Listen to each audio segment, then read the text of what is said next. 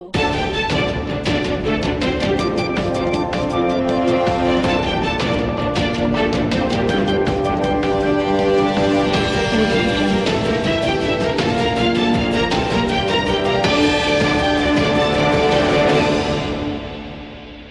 વિસનગર શહેરમાં સૌપ્રથમ વખત એક્યુપ્રેશર થેરાપી સેન્ટરનો શુભારંભ થઈ ગયો છે.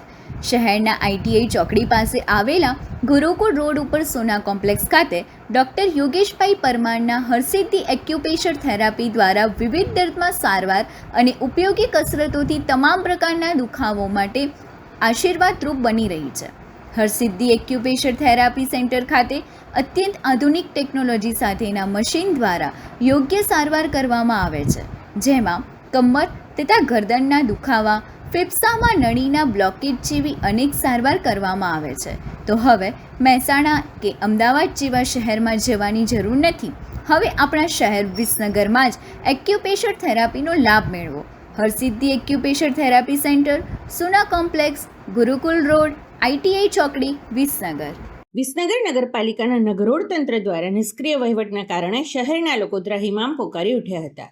હવે માયાબજારના વેપારીઓ પણ ગટરના ગંદા પાણીથી ભારે આક્રોશ ઠાલવી રહ્યા છે. વિસનગર શહેરના હાર્દસામા વિસ્તાર એવા બાપુના ચોરાથી છેક સવાલા દરવાજા સુધીના વેપારીઓ બારેમાસ વહેતી ગટર ગંગાના કારણે ત્રાહિમામ પોકારી ઉઠ્યા છે. વિસનગર નગરપાલિકાના ખાડી ગયેલા વહીવટને કારણે વેપારીઓ દ્વારા વારંવાર રજૂઆત કરવા છતાં પણ આ ગટર ઉભરાઈ રહી છે. તેની કોઈ જ કાર્યવાહી કરવામાં આવતી નથી. કેટલાક વેપારીઓનું કહેવું છે કે હવે મંડી બજારમાંથી નગરપાલિકા ખસેડીને સ્ટેશન રોડ ઉપર નવીન મકાનમાં લઈ ગયા એટલે ચીફ ઓફિસર અને પ્રમુખશ્રી માયાબજારમાં તો અવરજવર કરતા નથી, એટલે તેમને વેપારીઓની તકલીફોની ખબર ક્યાંથી પડે. વેપારીઓએ ભારે આક્રોશ સાથે જણાવ્યું હતું કે નગરપાલિકાના આ વખતના ચૂંટાયેલા સભ્યો અને બોર્ડે આ શહેરની દશા બગાડી નાખી છે. આ સમસ્યા તમારા છે કેટલા દિવસથી છે? આ સમસ્યા કાયમ માટે 12 માસની સમસ્યા છે ભાઈ સાહેબ. બરોબર. કેટલા આ પાણી ક્યાંથી આવે છે કે ખ્યાલ છે? બાપુના ચોરા પેલી બાજુ સુધી આવે છે અને વારંવાર રજૂઆતો કરવા છતાં તંત્ર એકદમ નિષ્ક્રિય છે.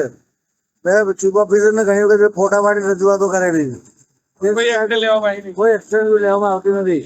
આવતા જતા રોગચાળો કોઈ પબ્લિક ના હોય, સ્કૂલોના બાળકો આવતા જતા હોય, મારા કપડા ભીના થતા હોય, કોઈ પ્રસંગે પુસ્તકપાત્ર બાજુમાં વાડી છે ત્યારે એ લોકોના કપડા ઉભા કરતા હોય છે.